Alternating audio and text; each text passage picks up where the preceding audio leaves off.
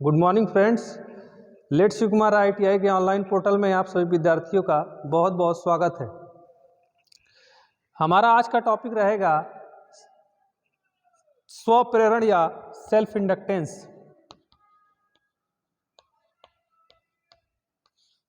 स्वप्रेरण या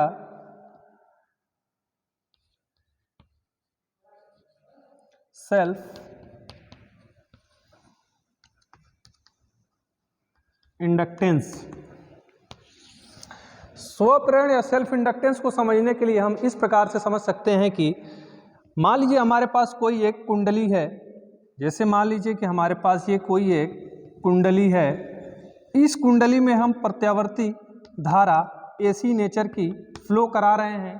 तो जब इस कुंडली में हम प्रत्यावर्ती नेचर की AC धारा फ्लो कराएंगे तो इस कुंडली के चारों तरफ एक प्रत्यावर्ती नेचर का चुंबकीय क्षेत्र या मैग्नेटिक फील्ड जनरेट हो जाएगी या उत्पन्न हो जाएगी। तो इस मैग्नेटिक फील्ड के कारण जो ये मैग्नेटिक फील्ड होगी ये AC से जनरेट हुई है, इसलिए ये मैग्नेटिक फील्ड की भी जो प्राकृतिक या नेचर होगा वो भी आपका अल्टरनेटिंग या प्रत्यावर्ती होगा, जो कि समय के साथ बदलता रहेगा। तो यहाँ पे फैराडे का नियम लागू होगा तथा फैराडे के नियम से इस कॉइल में एक दूसरा EMF जनरेट हो जाएगा। उस EMF की दिशा जो अप्लाइड EMF है उसके डायरेक्शन के अपोजिट रहेगी। इसलिए इसका जो हमारा EMF जनरेट हुआ है, ये EMF जो जनरेट हुआ है ये अप्लाइड EMF का अपोज करेगा। तो जब अपोज करेगा तो इसके अंदर एक प्रॉपर्टी आ जाती है। इसके अंदर एक प्रॉपर्टी आ जाती है। वो प्रॉपर्टी ये होती है कि इस कॉइल में जो प्रत्यावर्ती धारा हमारी फ्लो हो रही है उसके परिवर्तन की दर का जो विरोध करता है वही गुण हमारा सेल्फ इंडक्टेंस कहलाता है। और इसे इंडक्टेंस तो बात सही है, सेल्फ नाम क्यों दिया गया? क्योंकि ये जो पूरी प्रक्रिया होती है ये पूरी प्रक्रिया सिर्फ एक ही कॉइल के अंदर होती है, इसलिए हम इसको सेल्फ इंडक्टेंस नाम देते हैं। सेल्फ इंडक्टेंस को दिखाने के लिए हमारे पास एक फार्मूला होता है। इस फार्मूले को हम E = -L di/dt से समझ सकते हैं। तो ये हमारा E EMF है तथा ये माइनस और ये आपका L जो है सेल्फ इंडक्टेंस को दिखाता है। और ये जो पूरा है इसे rate of change of current या धारा परिवर्तन की दर कहते हैं। रेट ऑफ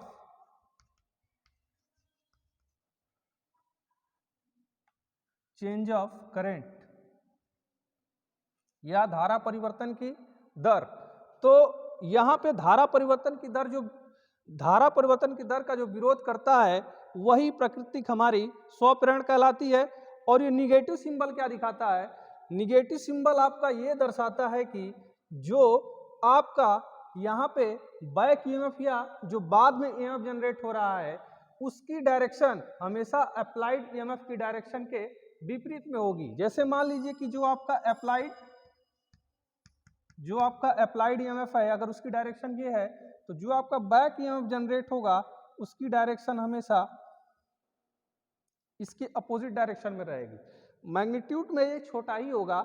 और ये जो पूरी प्रक्रिया आपकी बैक EMF की उत्पन्न होने की हो रही है ये तभी तक उत्पन्न रहेगी जब तक कि इस परिपथ में di/dt मतलब कि धारा परिवर्तन की दर में धारा परिवर्तन हमेशा होता रहे, तब तक ही आपका EB यहाँ पर जनरेट होगा। जैसे ही आपका धारा में परिवर्तन होना बंद हो जाएगा तो यहाँ पे EB का जनरेट होना भी बंद हो जाएगा। तो इस प्रकार से हम सेल्फ इंडक्टेंस को समझ सकते हैं।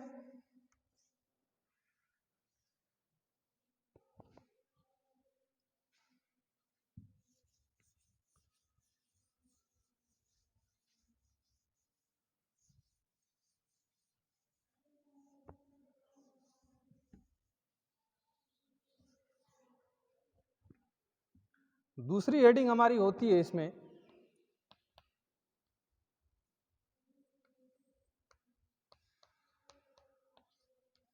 अन्योन प्रेरण,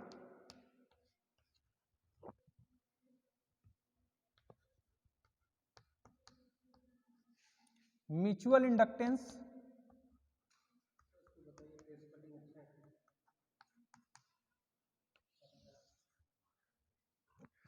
अन्योन प्रेरण या म्यूचुअल इंडक्टेंस को हम इस प्रकार से समझेंगे कि अन्योन प्रेरण में सबसे पहली बात कि इसमें दो कॉइल होती है, हमेशा इसमें दो कुंडलियां रहती है।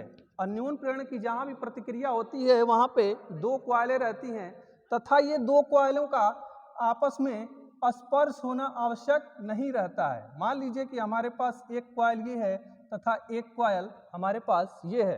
पहली कॉइल हमारी ये है फर्स्ट कॉइल तथा सेकेंड कॉइल हमारे पास ये है। इन दोनों के बीच में कोई भी मैकेनिकल कनेक्शन या इलेक्ट्रिकल कनेक्शन होना जरूरी नहीं है, ये दोनों एक दूसरे से आइसोलेट या अलग रहती हैं। इसके बाद होता क्या है कि हम इसमें से किसी भी एक कॉइल में सप्लाई देते हैं एसी नेचर की। जब हम एसी नेचर की सप्लाई देंगे यहाँ पे, मान लीजिए इस कॉइल में हमने एसी नेचर की करंट फ्लो कराई, तो होगा क्या यहाँ पे कि इस कॉइल में एक मैग्नेटिक फील्ड बनेगी इसके चारों ओर। इस कॉइल के चारों ओर एक मैग्नेटिक फील्ड बनेगी जो कि एसी नेचर की या अल्टरनेटिंग नेचर की होगी। तो इस अल्टरनेटिंग की वजह से, इस अल्टरनेटिंग नेचर की फील्ड की वजह से इस कॉइल में भी एक ईएमएफ जनरेट हो जाएगा, इस कॉइल में भी एक ईएमएफ जनरेट हो जाएगा। तो इस ईएमएफ के कारण इस कॉइल में भी एक करंट फ्लो होने लगेगी। इस प्रकार से हम समझ सकते हैं कि जो ट्रांसफार्मर हमारा होता है, ट्रांसफार्मर अन्योन प्रेरण के सिद्धांत पे काम करता है। अब मान लीजिए कि इस कॉइल का जो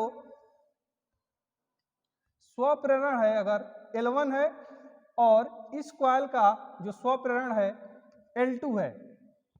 जैसे मान लीजिए कि इस कॉइल का स्वप्रेरण या सेल्फ इंडक्टेंस L1 है, इस कॉइल का स्वप्रेरण या सेल्फ इंडक्टेंस L2 है।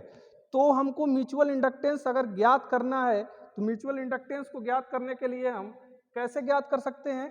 तो म्यूचुअल इंडक्टेंस को ज्ञात करने के लिए हमारे पास एक फॉर्मूला होता है M बराबर अंडर रूट में L1 इंटू L2, जहां पे M आपका म्यूचुअल इंडक्टेंस होता है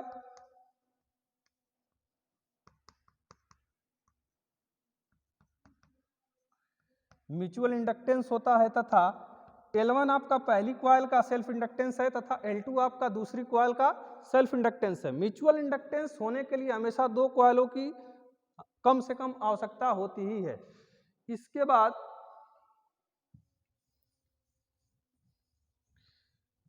इसके बाद हमारा कॉम्बिनेशन ऑफ इंडक्टेंस का टॉपिक रहेगा। मतलब कि आवश्यकता अनुसार हमको अगर इंडक्टेंस को जोड़ना है तो हम उसको सीरीज या पैरेलल में जोड़ेंगे, तो किस तरह से हम उसको जोड़ सकते हैं पैरेलली और सीरीज में, उसके बारे में हम डिस्कस करेंगे, जो कि अगली वीडियो में हम डिस्कस करेंगे। तब तक के लिए धन्यवाद।